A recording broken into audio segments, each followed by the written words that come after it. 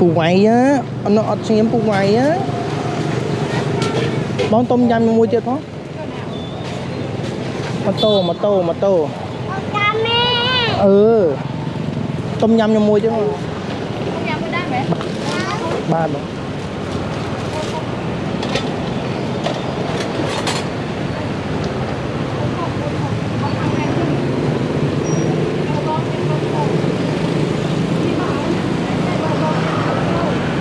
nó mua chưa bọn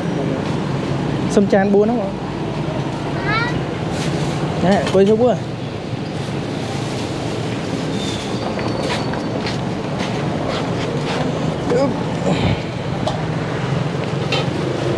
mà nó bỏ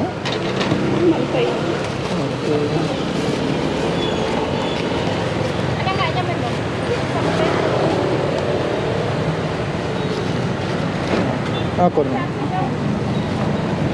Hiểu ơi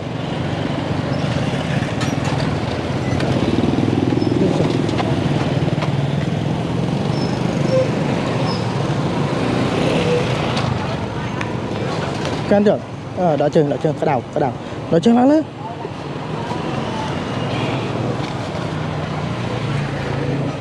cú chỉnh cùng cái đó là kia